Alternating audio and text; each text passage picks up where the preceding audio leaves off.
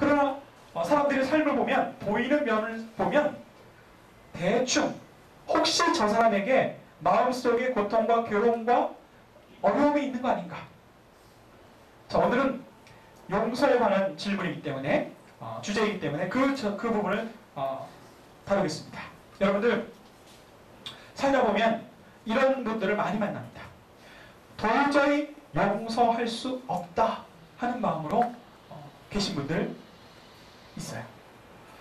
도저히 용서할 수 없다라는 이 상태에 있는 분들을 몇 가지 유형이 있는데요. 첫 번째 유형은요, 보복형이에요.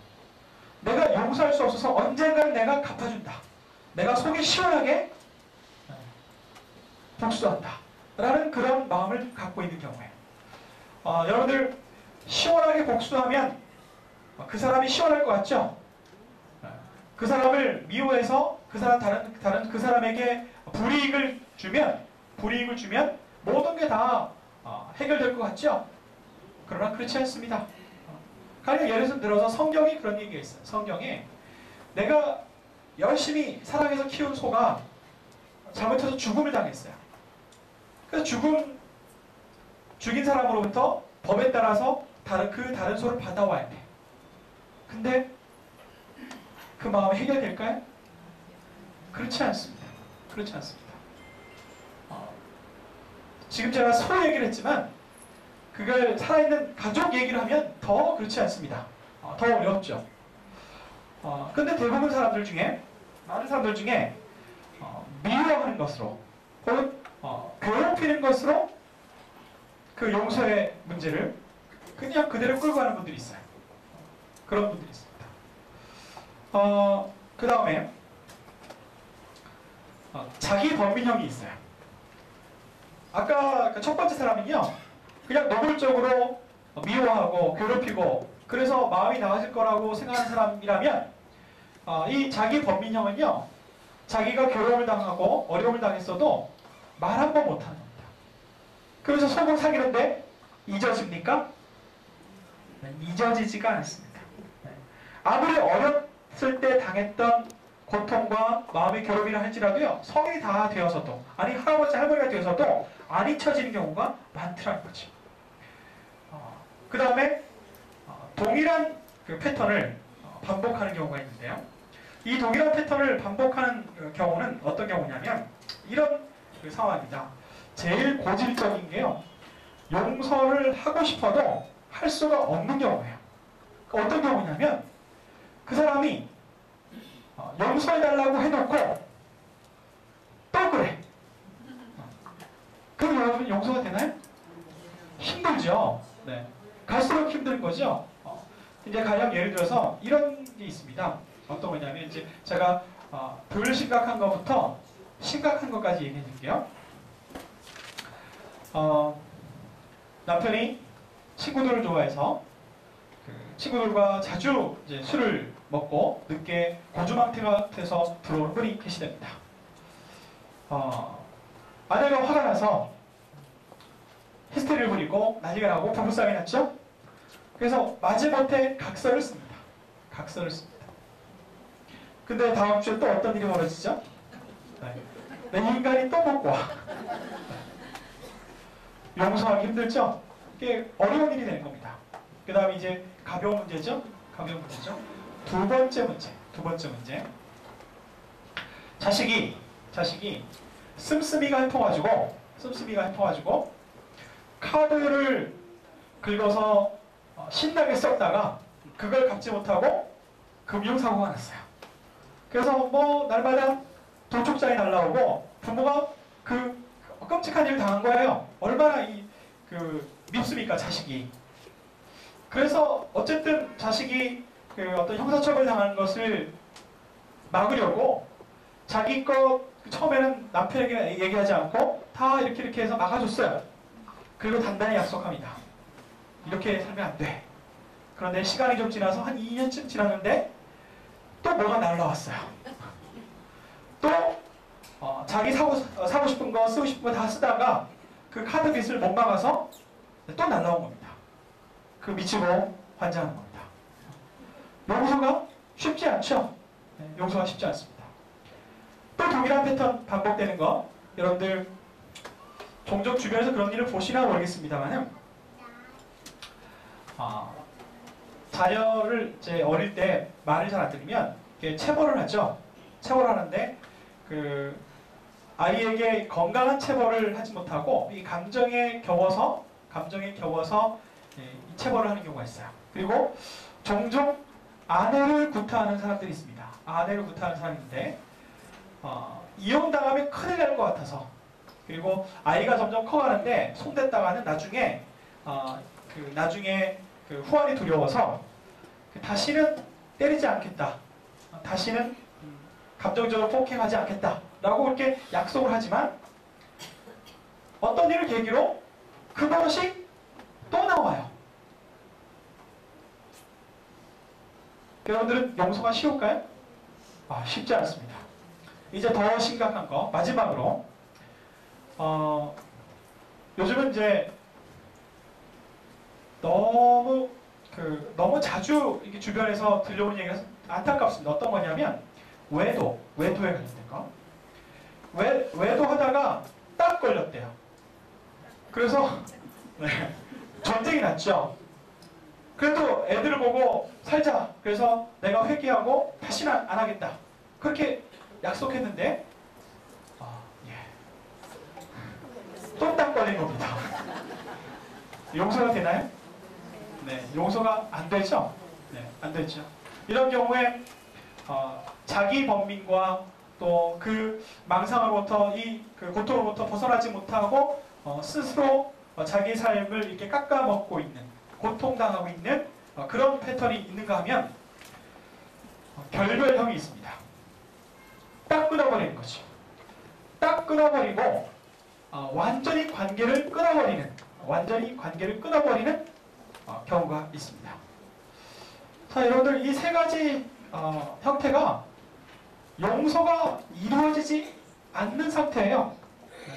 용서가 이루어지지 않는 상태에는요 희망이 없습니다. 희망이 없습니다. 다시 돌아가서 누군가를 미워하게 되고 보복하게 되면 어떤 일이 벌어지냐면 미움받는 사람이 결정적으로 또 다시 내가 용서할 수 없을 만한 나에게 큰 고통을 다시 되돌려 주더라. 그리고 누군가를 괴롭히는 방식으로 복수하면 또 다른 방식으로 자기를 괴롭히는 일로 돌아오게 되더라. 그러니까 용서의 문제가 시작되지 않고는 이 굴레를 벗어날 수가 없더라. 다음으로 밖으로 얘기하지도 못하고 삭히고 하다가 병들어 버리는 경우죠. 이런 경우도 용서가 일어나지 않으면, 그리고 진정한 사과와 진정한 회복이 일어나지 않으면, 용서가 일어나지 않으면 희망이 없는 그런 상태라고 말할 수 있겠습니다. 그 다음에 만나지 않는다, 완전히 결별했다, 그 다음엔 모든 문제가 해결됐을까요? 그렇지 않습니다.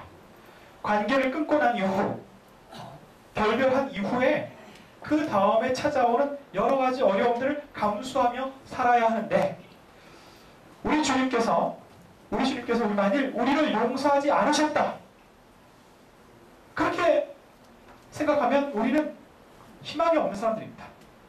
우리는 살 어떤 기대와 소망이 없는 사람들이죠. 그런 거로 우리 안에 용서가 경험되지 못한다면 우리는 우리 삶 속에 즐거움과 희망과 이런 삶의 어떤 소망들을 찾을 수가 없는 겁니다. 자, 그래서 우리는 어떤 도움으로라도 이 용서라는 것을 경험해야 하는데, 용서 구하기도 어렵고 용서하기도 어렵다고 했는데, 사실은 용서를 구하는 것보다 용서를 하는 게 훨씬 더 어려워요. 자, 그래서 여러분들 마음속으로 한번 손을 들어보세요. 마음속으로 손을 들어보세요. 내가 용서를 구할 일이 있으면 내가 용기를 내서 용서를 구하겠다. 손을 들어보시고, 내가 내 마음속에 화가 있고 그리고 여러 가지 끊어지고 엉켜있는 관계들이 있는데 내가 용서할 부분이 있으면 내가 용서를 하겠다 라고 이렇게 손을 들어서 결단을 해보십시오. 근데 이 손도 못 들어요. 사실은 쉽지 않은 문제입니다. 그래서 제가 오늘은 가족 간 용서와 화해, 과거의 고통을 다루는 방법, 용서의 4가지 국면을 소개하도록 하겠습니다. 자, 용서의 4가지 국면에서 매우 중요한 것 중에 하나가 통찰력이라고 그랬죠. 통찰력. 이 통찰력은요, 기도하지 않으면 나올 수가 없어요. 기도하지 않으면 나올 수가 없어요. 기도하지 않으면 우리 주님께서 이 깨달음으로 우리가 이 깨달음을 얻는 방법을 별로 찾을 수가 없습니다. 그래서 이 용서를 구하거나 혹은 용서를 해야 되는 우리의 일들을 생각해 놓고 제일 먼저 구해야 할 것이 통찰력입니다. 기도입니다. 그래서 내가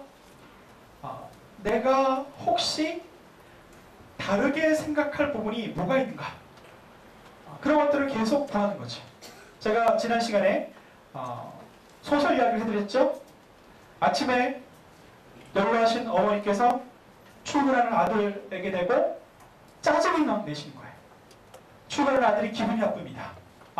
오늘 왜 우리 엄마가 짜증을 내서 아침부터 출근하는 사람 뒤에다 대고 그렇게 짜증을 내셔서 에이 오늘 하루 이게 뭐야?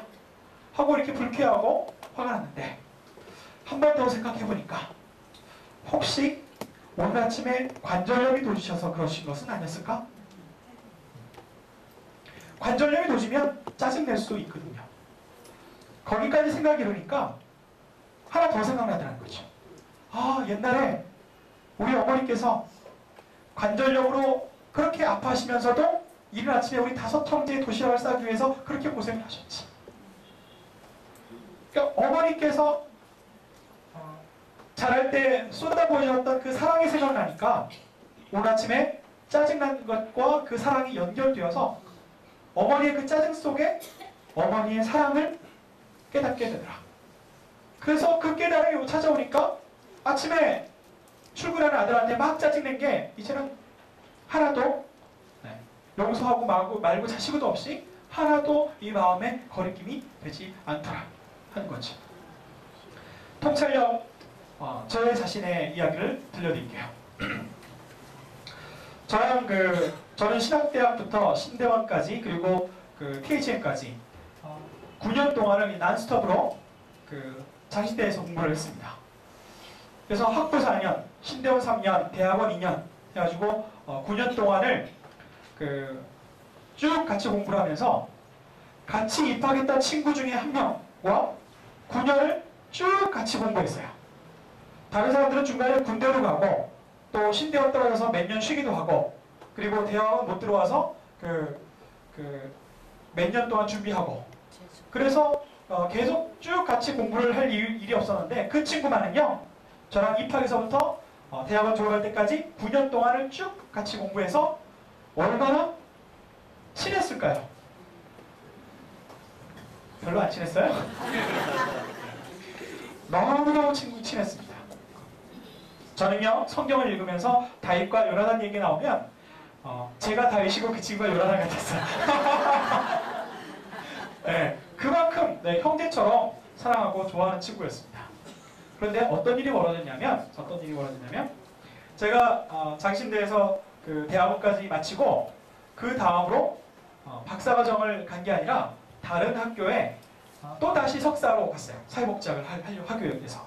그래서 다른 학교로 가서 다른 학교에서 공부를 하기 시작했습니다. 그러니까 9년 동안 늘 같이 붙어 다녔던 그 친구와 학교가 달라진 거예요.